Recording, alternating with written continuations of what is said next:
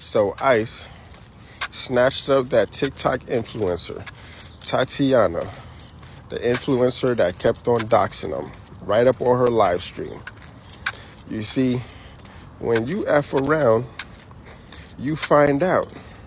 Now, the clout chaser, let's see how much clout she gets when she get back to her home country. 22-year-old TikTok influencer in Florida got arrested after stealing hundreds of dollars worth of stuff from Target. Oh, and posting the evidence on social media. Idiot. I'm not a spineless liberal centrist because they're paying me. I was already a spineless liberal centrist. Then I just got some bread for it. Hello? Yeah, so I know you guys are already paying me $8,000 to toe the party line, but are y'all hiring? The money was not from APAC. It was from dark money. Hello guys, welcome to my channel. My name is Alex and today we're going to be talking about influencers caught when the truth comes out. Influencers often present a perfect image online, but sometimes reality tells a different story. From fake lifestyles to hidden scandals, getting caught can damage trust quickly. Audiences are beginning to question what's real and what's staged. The fall of the influencer shows how fragile online fame can be. So guys, without further ado, let's dive into the videos and watch. So ICE snatched up that TikTok influencer, Tatiana, the influencer that kept on doxing them, right up on her live stream. You see, when you F around, you find out. Now, the clout chaser, let's see how much clout she gets when she get back to her home country. I wish you all the success. I know how hard it is to build an audience. I know how hard it is. And that's why people got to chase clout, because they want to speed up the process. Now, they had them boots on your neck. Yeah, what do you think about that, guys? You know, we're going to be watching today a lot of such influencers, you know. Hope you do enjoy that, guys. Please like, share, subscribe. Okay, it's really important for me, guys. I'm trying to grow this channel and I do appreciate that. Okay, guys, so let's dive to the next video and watch. 4 TikTokers who were arrested. Number 1, D. Kane. This TikTok star was arrested on January 13th for carrying a firearm with a switch. He was dining at a cafe with Ash Trevino at the time. However, Ash later hinted in a post that she helped D. Kane and the other arrested friends get bail. Even more outrageous was the revelation that D. Kane had been arrested in 2024 for charges related to sexual assault and luring minors and was wearing an ankle monitor. Number 2, Icy Wyatt. He is the poster child for reckless behavior. In 2022, he got into a confrontation in Florida after reckless driving, followed the other driver, and even threatened them with a gun. He went so far as to strike the person in the head with the gun. When the police showed up, he resisted arrest, shouting, "Don't you know who I am?" Clearly thought he was above the law, but now he's facing multiple charges. Number 3, Bryce Hall, a TikTok star, was arrested in 2020 with Jaden Hostler in Giddings, Texas, for possession of marijuana. He was charged with misdemeanor and released on $5,000 bail. Number 4, Jaden Hostler, arrested alongside Bryce Hall in Texas, was not only charged with marijuana possession, but also faced second-degree felony charges for possession of a controlled substance. Yeah, this is what has happened with the TikTokers, you know, if they broken the law. So, no, nobody's above the law for sure. Okay, guys, let's dive into the next video and watch. No wonder Brianna Olsen got arrested. The chilling reason behind it. Brianna Olsen's recent arrest in broad daylight on the streets of Los Angeles sparked a lot of debate. So, what led to her arrest? Brianna Olsen, a social media influencer with millions of followers, was in a relationship with fellow influencer 2K, and they share a son. Initially, Brianna was excited about becoming a mother, posting videos expressing optimism about co-parenting with 2K. However, things took a dark turn after their son was born, leading to a custody battle. Brianna accused 2K of using their child as clickbait and belittling her on social media. She also claimed she lacked postpartum support, and 2K's sudden custody lawsuit pushed her to her breaking point. Meanwhile, 2K filed for sole custody, a move many saw as an act of revenge. The situation escalated when Brianna defied a court order by taking their child from Texas to Los Angeles without permission. Critics online labeled her a fugitive and even a kidnapper, with some reporting her to authorities, which ultimately led to her arrest. Who do you think should have custody? Yeah, very interesting things here, you know, happen with these TikTokers. So I decided that definitely I need to share this video with you guys. So what do you think? Who's the right here and who's wrong? So let me know in the comments below. Let's dive to the next video and watch, guys. So by now we already know about the influencer who got caught, at Tarjay doing what. What sucks is because this girl had such a big following. She had so much potential. She does great editing on her videos. I mean, I loved her content. I loved watching her. She was like one of my favorite influencers because her aesthetic was just so pretty. Just to come to find out all the stuff that she's been doing. Because she had been doing this more than once. I mean, now mind you, I get it. She's human. We're all human. We make mistakes, but there's consequences. I can't check on her page anymore now because she had blocked me a couple months ago, and this is the reason.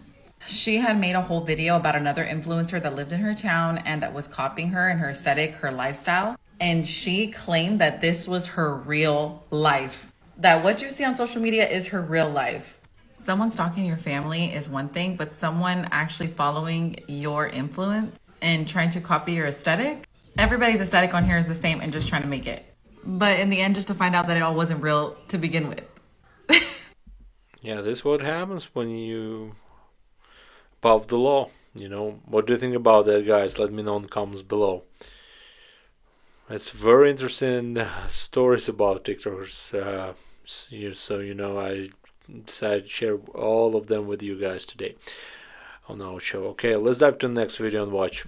22-year-old TikTok influencer in Florida got arrested after stealing hundreds of dollars worth of stuff from Target.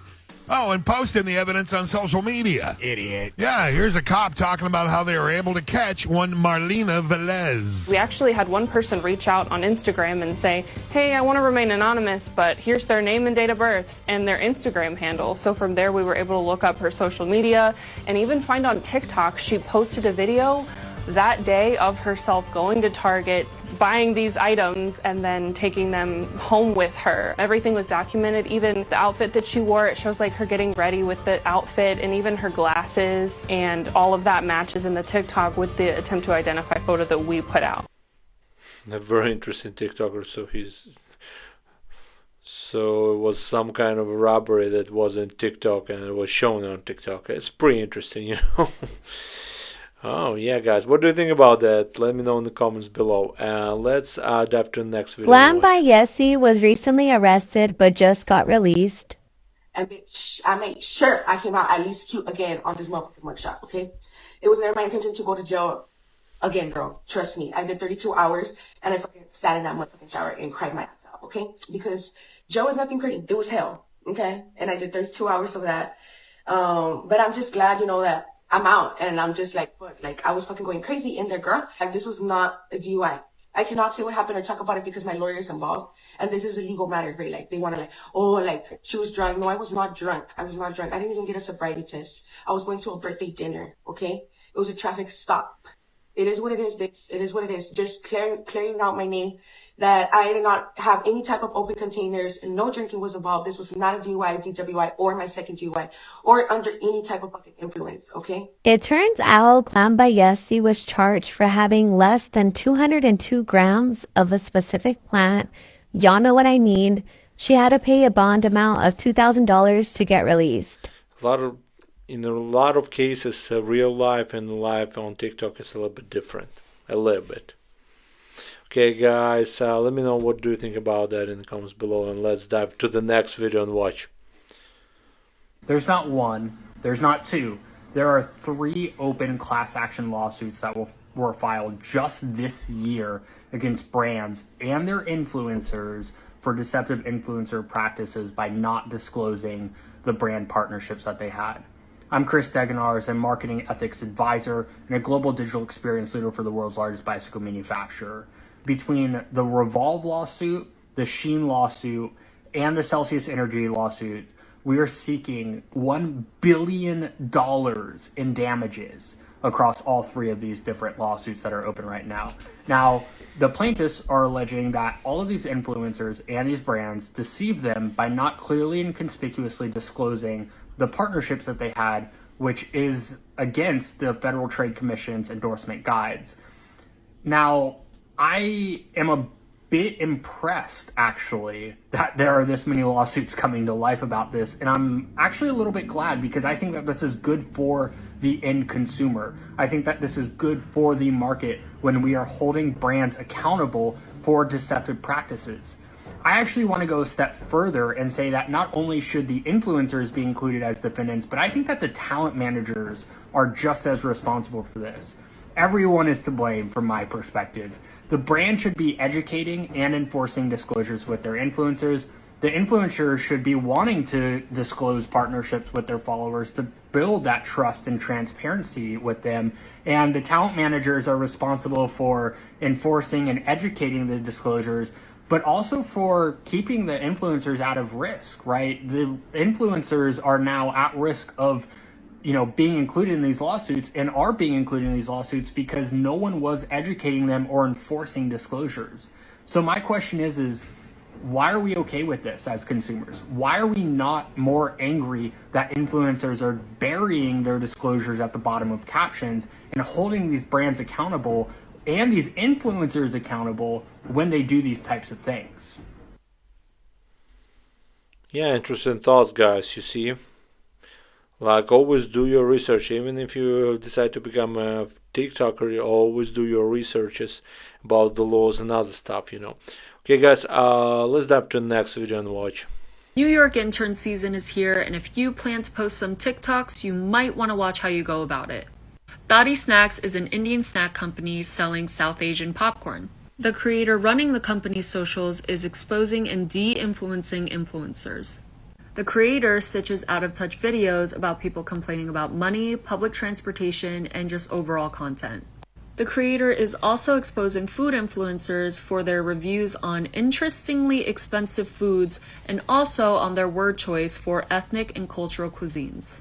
A couple weeks ago, the creator received his first cease and desist, claiming one of his videos was defamatory. He is also exposing influencers outside of New York City, such as this influencer who was complaining about their waiter placing drinks in front of her camera while she was filming. While he is de-influencing influencers, he always emphasizes that his main goal is to promote his family snack business. But if you do plan on posting content this summer, especially in New York City, you might want to avoid these topics. Yeah, very interesting, guys, So we do have some topics that probably is better to avoid, and why not? Why not to show that to you guys? Okay, dokie, guys. Let's dive to the next video and watch. Tatiana, come to the front, please. Did you really believe that you was gonna expose these ICE agents, give out all their personal information, and get away with it? These are federal agents. Just as you have access to their information, they have way more access to yours. You can't come to somebody else's country and tell them how to run it. You definitely can't come to somebody else's country and encourage people to attack, stalk, and harass federal agents for trying to do their job. Your actions are the reasons why they are trying to deport these criminals. You are a criminal. Do you see how fast you got located? These agents are not playing with you. And I know you thought you was untouchable and wouldn't be found so fast. However, if it's one thing these federal agents are known for, it's definitely tracking somebody down and finding them. Tatiana, escúchame. No juegas con agentes federales. Ya tú sabes. Yeah, interesting thought about that, What do you think? Let me know in the comments below. And let's dive to the next video and watch how the it's pretty interesting one, how the police guys come to the one TikToker, to her house. And let's dive to the video and watch. I don't need Please stand up. Come on. Please stand up. Don't touch me. Okay, as I said, I don't want to have to touch you, but if you keep refusing, I'm going to have to. Can I see your badge number? Senior Constable Seeley from Footscray Police. Let's see your badge. What do you mean? Your badge number. I'm in police uniform. Your badge. Anybody could wear this uniform. Stand up, please. Anyone can wear this uniform. What's your badge number? Let people know at least. Senior Constable Sealy. Footscray Police 42807. 42807. Okay, stand up, please. And what's your badge number? Constable Osborne from Footscray Police 49311. 49311. Stand up, please. I don't feel like getting out of my room. Okay. I feel comfortable here, guys. Alright, if you're not going to stand up, I'm going to pick you up and take you outside, okay? Why? That's my job. Why do I need to leave my room? Because you're on involuntary order, and the mental health team here is telling you that you need to go to hospital. So you Yeah, see a but I don't psychiatrist. need to go to hospital. You guys are just random people that are trying to get me up to go to hospital. I don't need to go to hospital. You do. It's been deemed that you need to see a psychiatrist. Just because someone called you and says I need to see a psychiatrist doesn't mean that I need to. I'm fine here in my room in You're my under the home. Mental Health Act, which means that you do need No, to I'm be not. You guys are transported. just actors. No, that's No, part you of the guys are not problem. even real. That's part of the problem. No. No, I haven't done anything wrong. Okay, it's not open for discussion. I haven't done anything You have a wrong. Conversation. You haven't done anything So, wrong, but you're unwell. no, I'm fine. Thank you very much. I haven't done anything wrong, guys. I've done nothing wrong. I'm in my room. Okay. Let everybody know. Please stand up. Exactly. Why did they call the police? Exactly. Who are these? Are these even the police? Exactly. Tell everyone. I don't know all day, mate. Braybrook. You already know where I live anyway. Okay, can you stand up, please? Yep. This is your last chance. You guys are sick. You guys are really sick. All of y'all. For real? I didn't even do anything. I'm chilling in my room. Ms. Rock, being very patient. I need you to come outside, please. You guys need to go outside. You guys need to get off my No, property. sit That's what you need to do. You need to get off my You're under the property. Mental Health Act. You need to come with us. I don't need to go with you guys. You guys are taking me by force. You're taking me by force. Yeah, it's a really bad thing happened there. I don't know. You guys, we need more information to understand. Hope everything's gonna be okay with this lady and everything's gonna be alright. Let me know what do you think about that in the comments below, guys. And let's dive to the next video and watch. So if you're wondering why people like Aaron Parnas and other radical left-wing content creators on TikTok and other platforms are looking very, very nervous today, well, it's for good reason. Because they might be in some real big trouble. Not just their credibility, but criminal trouble.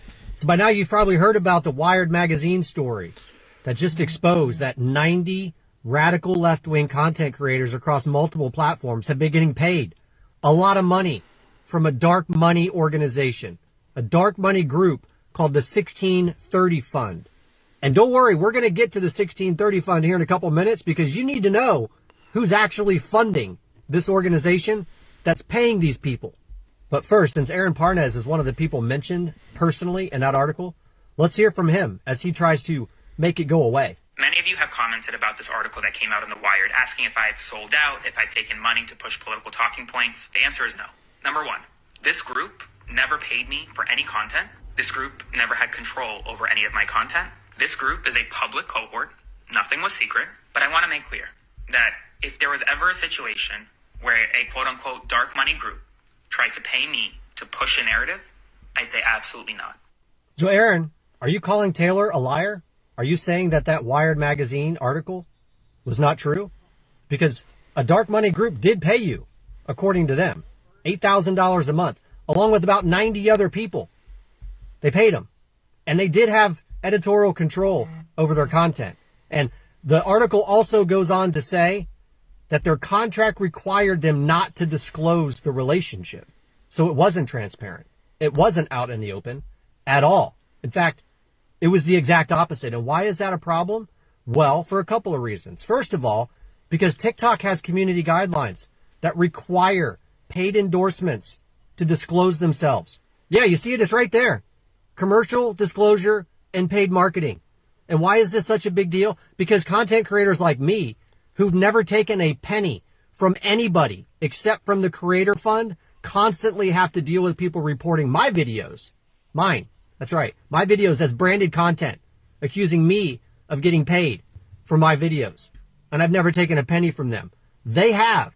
And they've never disclosed it. This is a violation of TikTok's community guidelines. But it's not just TikTok's community guidelines. The reason why TikTok has this rule in place is because the Federal Trade Commission has regulations on exactly what Aaron Parnes is pretending that he's not doing.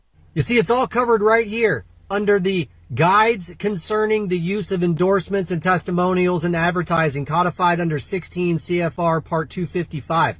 You can go read it. It's pretty clear in here, the rules that they're violating, the laws that they're breaking, and the community guidelines that Aaron Parnes and the rest of them just don't think apply to them. And here's just a couple of them. Non-disclosure of material connections. That's a material connection when you're getting paid $8,000 a month to make content, political content. Deceptive omission under Section 5.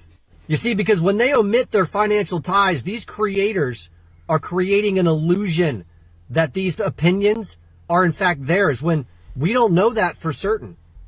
As a matter of fact, you have to question whether or not they are based on the content of the contracts that the Wired magazine article talked about. But the worst part about it is, the article explains that the contract that these people are under requires them not to disclose the relationship and the fact that they're getting paid. Now, why would they do that? Why would they want to make sure that nobody knows who's actually paying them when they're making content? And why is it that they wouldn't want people to know who's funding them? Well, because then they would find out that they have absolutely zero credibility because they're being paid by some of the most radical left-wing color revolutionaries in the world. A Swiss billionaire, Pierre and Pam Omidyar, a tech billionaire, and George Soros. George Soros is one of the primary sources of funds for the organization that's paying these content creators. Oh, but those are just some of the names that we know. The problem is, and what makes this a dark money organization, is that there's a whole lot of their money that comes from places that nobody knows about. They don't know. As a matter of fact, a lot of their funding comes from anonymous donors.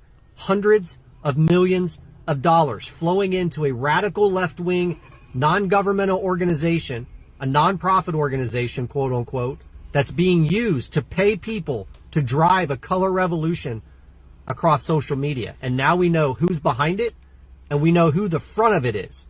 It's people like Aaron Parnes. So now that we know who's behind the color revolution taking place on social media, we know who's in front of it, the faces of it, Aaron Parnes and others.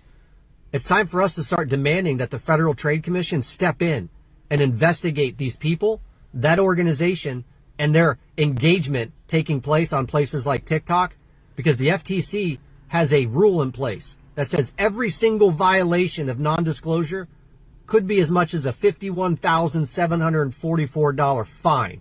Every single one. But what could make this really painful for people like Aaron Parnes and others is this right here. State attorneys general or private lawsuits could also arise under state unfair competition laws. Because when content creators like myself watch our engagement drop 90% in the last couple of months for no reason whatsoever, but yet I see Aaron Parnes and some of those names listed in that Wired magazine article have almost every video hit hundreds of thousands, if not millions of views. It makes me wonder, are they manipulating the algorithm? Are they creating an unfair, competitive landscape for content creators who are monetized? Because it sure as hell seems that way. It seems like lawsuits might be on the table. Yeah, very interesting thoughts here, guys. You know, you see, even on TikTok, we have a pretty bad battlefield here, you know. What do you think about that, guys? Let me know in the comments below. So I've done for today, guys. I hope you enjoyed this episode. See you in the next one. And like always, guys, be safe and bye for now.